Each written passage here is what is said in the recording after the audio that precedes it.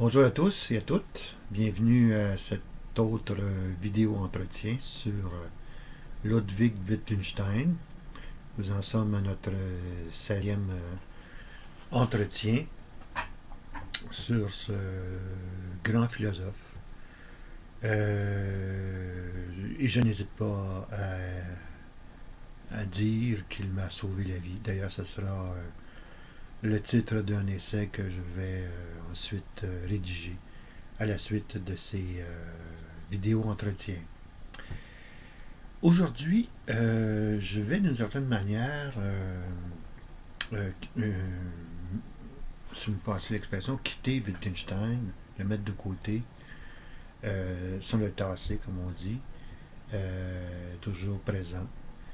Mais je vais aller, je veux davantage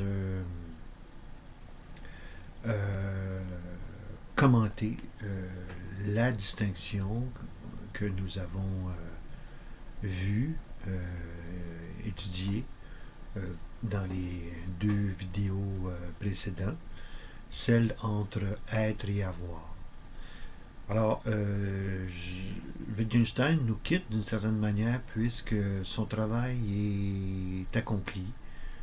C'est ce travail philosophique qui est celui de la thérapie qui nous aide à nous soulager de nos crampes mentales et entre autres en philosophie de l'esprit de considérer que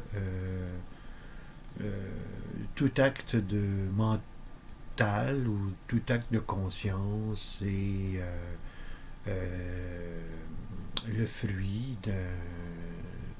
d'un je, hein, d'un moi qui est en relation, se trouve en relation avec un certain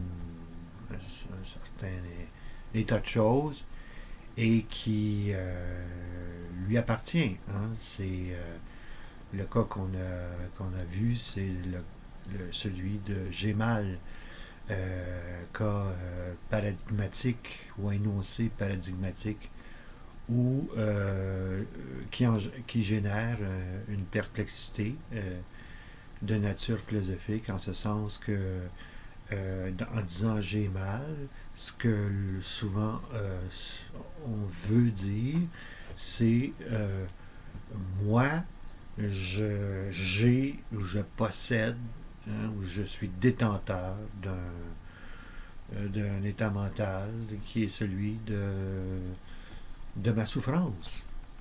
Alors, il y a là une espèce de redoublement ou de dédoublement du moi qui dit donc j'ai ma propre douleur. Hein, c'est euh, c'est un énoncé étrange, bizarroïde, pourrait-on dire, qui engendre une grande perplexité. Et dans la dernière vidéo, j'ai donné l'exemple d'une citation de Saint-Augustin tiré d'un de ses traités, traité de la grandeur de l'âme, où il dit je suis moi-même mon âme. En fait, Wittgenstein, lui, c'est comment dire, s'arrache les cheveux devant un tel énoncé. Non pas qu'il rejette l'énoncé d'Augustin comme étant de la bouillie pour des chats ou bon à rien, propre à acheter aux poubelles, hein, aux déchets. Non, il essaie de dégonfler, de dissoudre, comme il l'a dit, cet énoncé qui paraît euh, dire le moi qui dit quelque chose à propos de moi-même. Alors, on est dans d'une certaine manière, dans une espèce de redondance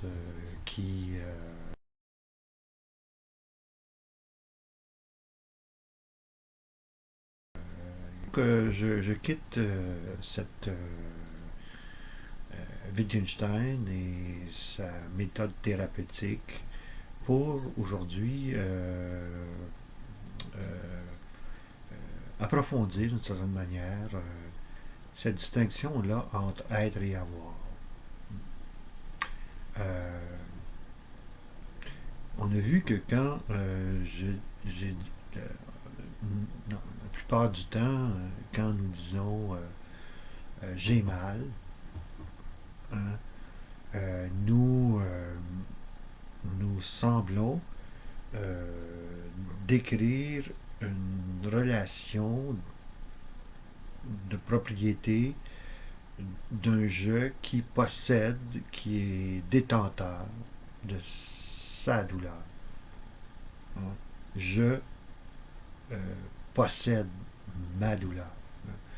Alors, la perplexité, nous dit Wittgenstein, provient de cet usage erroné ou méconduisant du type j'ai 2 $ dans mes poches. Euh, c'est pas du même type de dire j'ai mal aux dents. C'est pas du même type de dire que je possède 2 $ dans mes poches. Donc c'est pas donc un énoncé grammatical, pourrait-on dire, de l'avoir. C'est pas quelque chose qui m'appartient. C'est pas un énoncé qui énonce quelque chose à propos de ce qui m'est propre, de ce dont je suis propriétaire, en d'autres termes.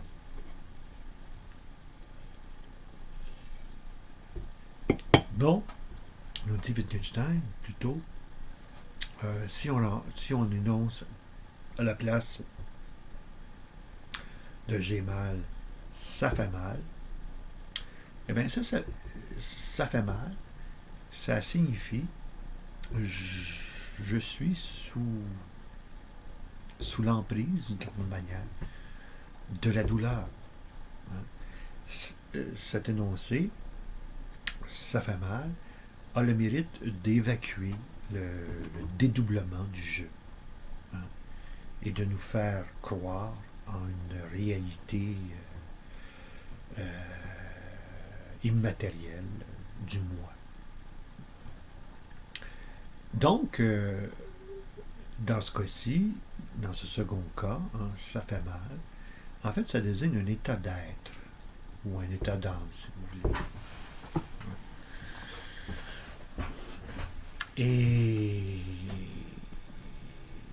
Et donc, et c'est moi qui rajoute hein, ce qui va suivre. Et donc, et d'ailleurs, c'est ce que fait très bien Gabriel Marcel dans son essai Être et avoir, publié en 1935. Bon, c'est dans un contexte autre que l'approche philosophique de Wittgenstein, mais quand même, tout de même, Gabriel Marcel parvient à distinguer comment dire, deux réalités humaines, appelons ça comme cela, celle de l'avoir, dans laquelle nous baignons depuis que l'homme est homme. Nous sommes des êtres qui vivons pour acquérir toutes sortes de biens, dont les biens spirituels, incluant, ça peut être la sagesse, ça peut être les connaissances, ça peut être l'art, l'esthétique, bon, pas simplement les biens matériels, l'argent, entre autres, hein, Ça peut être aussi le pouvoir, la quête du pouvoir. Et c'est peut-être la quête importante dans laquelle nous sommes engagés. Alors, ayant établi cette réalité qui est celle de l'avoir, de l'acquisition, pourrait-on dire notre mode courant, la plupart du temps, nous sommes dans cette quête de l'avoir. Euh, et par ailleurs, Marcel distingue le mode d'être, le mode de l'être, qui est celui, en fait, du sage, et ultimement de Dieu. Dieu, qu'est-ce qu'il est? Il est. Point à la ligne. Il ne cherche pas à être. Il est. Et nous ne sommes pas. Nous ne sommes pas. Puisque nous sommes ce que nous sommes toujours en train de rechercher, d'acquérir, hein, l'être. Nous sommes en quête de l'être et nous croyons fermement que c'est ce qu'il nous faut, ce qu'il nous faut acquérir. Alors qu'il convient simplement d'être. Point à la ligne. C'est toute la sagesse des grands sages, autant occidentaux qu'orientaux. Hein? Pensons au zen, au bouddhisme. C'est c'est la quête de l'être. Hein? Le nirvana, l'extase, c'est juste la réalisation de cet état d'être. Évidemment, cette distinction-là, être et avoir, nous amène à distinguer, je dirais pas de manière, je dirais une distinction de degré et non pas de nature, entre dans le moi, dans le je. Le je qui, qui est le nôtre, quotidiennement, à toute heure du jour, d'une certaine manière, constamment là, donc, c'est le jeu de l'avoir. Et rarement, peu souvent, le jeu est celui de l'être. Et lorsqu'il devient le je devient l'être, hein, eh bien, ce sont des moments éminemment importants, fondamentaux, qui, auxquels on se rattache. Hein. Les grandes conversions sont de cet ordre. Hein. Les moments, ce sont les moments où, donc, lorsque le je accède à l'être, découvre son être, ben, c'est le moment qu'on appelle de contemplation, où on contemple la grandeur, la richesse, la beauté ineffable de l'univers dans lequel nous sommes. Et comme je l'avais déjà cité précédemment dans les premiers entretiens concernant le premier Wittgenstein, vous avez cité la fameuse phrase de Saint-Augustin, hein, qui disait quelque chose comme tard je t'ai connu, beauté ancienne, et pourtant si nouvelle. je te cherchais au dehors, alors que tu étais en dedans. Eh bien, cette phrase-là d'Augustin euh, est l'expression de ce jeu saisi sous le mode de l'être.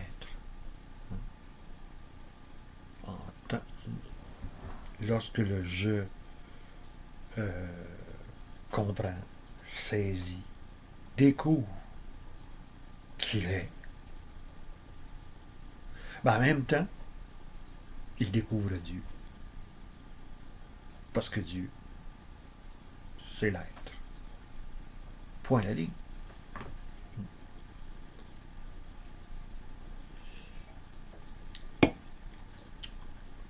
Donc, être et avoir nous amène à poser une distinction, excusez-moi, de degré et non pas de nature dans le je, dans le moi. Et ça, les deux psychologues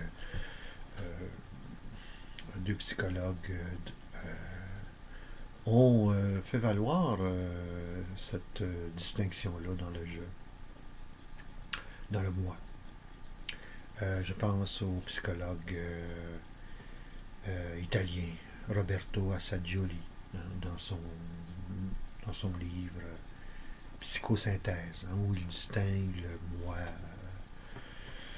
le moi empirique, celui de l'expérience, celui qui euh, nous détermine d'une certaine manière, hein, nous conduit. Hein. Et je rappelle que ce moi-là, en fait, c'est le moi qui est activé, si vous voulez, par la quête de l'avoir, hein, de l'acquisition des biens, autant matériels que spirituels. Donc, à Roberto Assagioli, qui distingue le moi, le moi empirique, le moi de l'expérience, dans lequel nous sommes plongés dans le monde. Et il distingue également ce qu'il appelle le moi transpersonnel, c'est-à-dire le moi qui est au-delà du moi ou de la personne. D'ailleurs, en ce sens-là, la personne hein, humaine peut être considérée comme euh,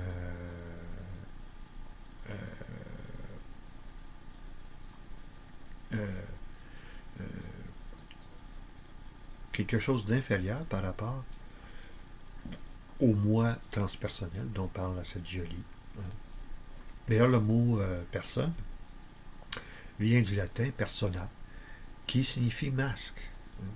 Alors, derrière le masque, il y a un être. Et cet être-là, c'est ce que Jolie appelle le moi ou le soi transpersonnel, hein, qui est au-delà de la personne. Bon, je ne sais pas ce qu'en pense, on penserait Wittgenstein hein, de ses considérations. Peu importe, je pense qu'il y a là quelque chose à tirer d'important. Hein. D'ailleurs, je pense que Wittgenstein avait une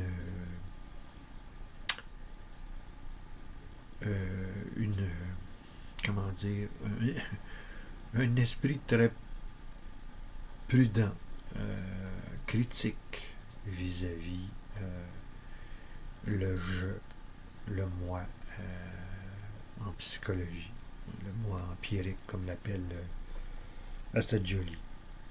Et je pense que les grands sages, et ça inclut Wittgenstein, sont des personnes qui ont accès aisément, relativement aisément, à leur moi ou leur soi transpersonnel, à leur soi transcendantal d'une certaine manière. Mais évidemment, tous ces éléments-là, pour Wittgenstein, apparaissent comme suspects. Hein. Mais laissons de côté les scrupules de Wittgenstein et poursuivons. L'autre psychologue qui a établi la distinction entre le je et le soi, hein, ou l'être, le moi ou l'être, le moi et l'être, c'est le psychologue américain Abraham Maslow dans un ouvrage, un essai dont j'oublie le titre en ce moment. Je ne sais pas si je l'ai devant moi. Non. Mais Abraham Maslow est un des aussi qui défend l'idée d'une partie supérieure du moi qui permet l'accès à des idées d'un niveau supérieur. Et quand on lit, par exemple, on demande aux croyants de lire la Bible, ben c'est pour exercer, hein, ce moi ou ce soi, cet être supérieur qui encore une fois n'apparaît pas là, tous les jours, à toutes les minutes dans notre vie courante. Hein. C'est dans les moments très, très particuliers, très spécifiques où le moi supérieur, le soi, l'être, euh, prend la place. Alors je voudrais terminer aussi cette vidéo entretien par commenter la fameuse phrase de Saint Paul dans sa première lettre aux Corinthiens, chapitre 13, hein, qu'on appelle, qu'on titre comme étant l'hymne à l'amour. Hein. Et le terme grec ici, traduisant amour, c'est pas éros, mais agapé. Hein. Alors, Saint Paul écrit, hein, si je n'ai pas l'amour, je n'ai rien. J'aurais beau avoir, hein, je vous lis le passage, hein, texte absolument renversant. Supposons que je parle les langues des hommes et même celles des anges. Si je n'ai pas d'amour, je ne suis rien, de plus qu'un métal qui résonne ou qu'une cymbale bruyante. Je pourrais transmettre des messages reçus de Dieu, posséder toute la connaissance et comprendre tous les mystères. Je pourrais avoir la foi capable de déplacer des montagnes. Si je n'ai pas d'amour, je ne suis rien. Je pourrais distribuer tous mes biens aux affamés, même livrer mon corps aux flammes. Si je n'ai pas l'amour, je n'ai rien. Ou cela ne me sert à rien. Ouf! Alors évidemment ici, il faut faire attention, nous dirait Wittgenstein.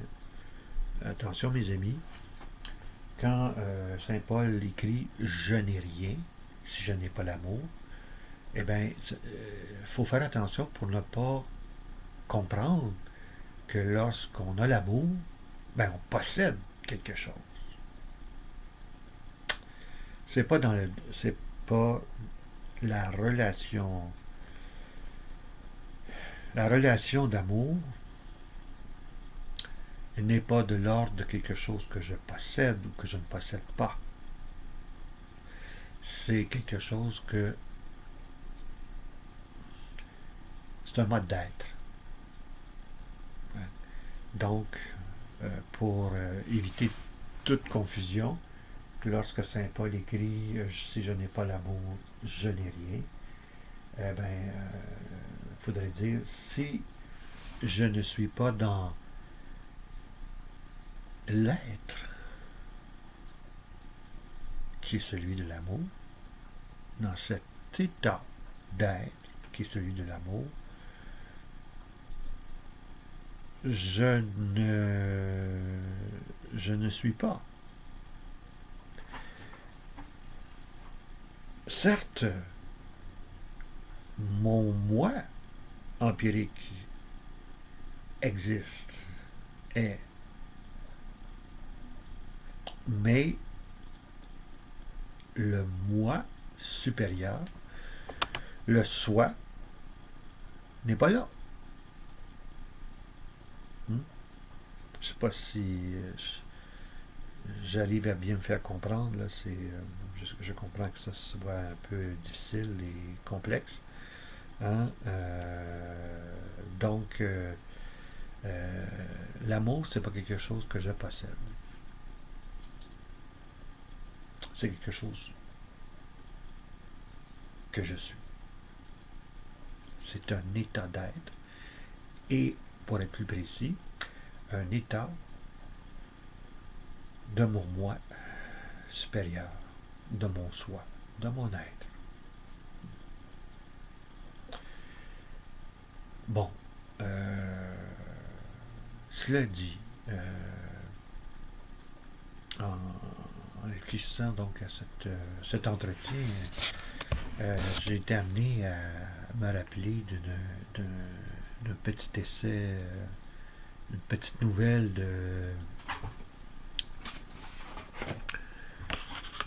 d'Honoré de Balzac, La messe de l'athée. Quand j'avais lu ça, il y a quelques années, quand j'ai lu ça, ça m'a laissé. Alors, j'étais là.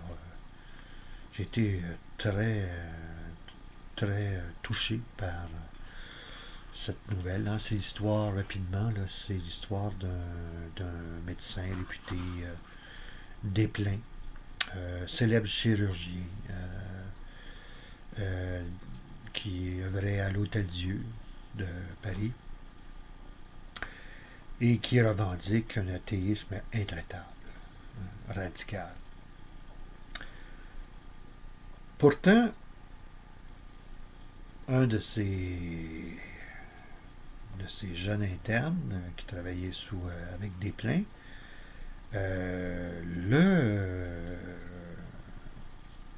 le vit à l'église, assistant à la messe. Alors que par ailleurs, hein, Desplein proclamait avec force, avec véhémence, l'athéisme. Alors, je ne comprenais pas là, ce jeune Horace Bianchon. Qu'est-ce qui se passe? Mon maître serait-il en quelque part détraqué? Il a besoin d'explications. Et finalement, il mène une enquête et il apprend que lors de ses études en médecine, Desplein avait été dans une situation matérielle, financière extrêmement précaire et il entrevoyait de cesser d'étudier la médecine. Et à ce moment-là, il y a un marchand je me souviens plus exactement, de ferraille qui,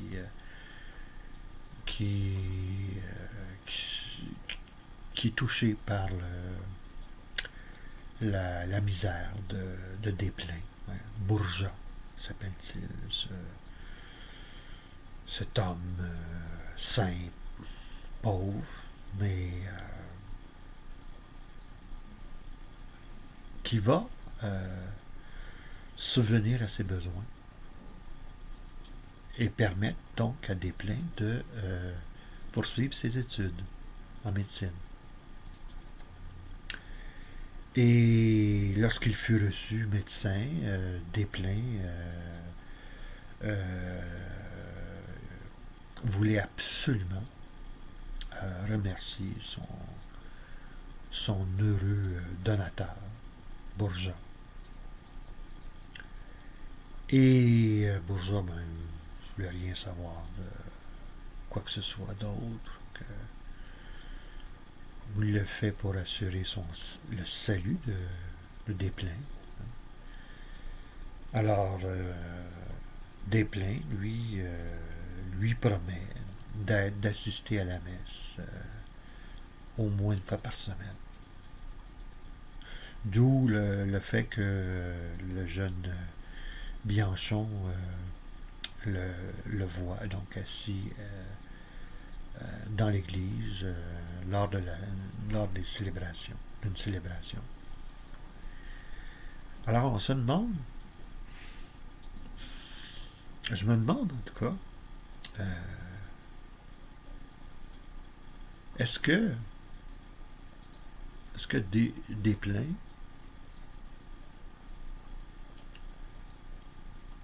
était dans l'être, c'est-à-dire dans l'état d'amour, de l'amour, au sens d'Acapé.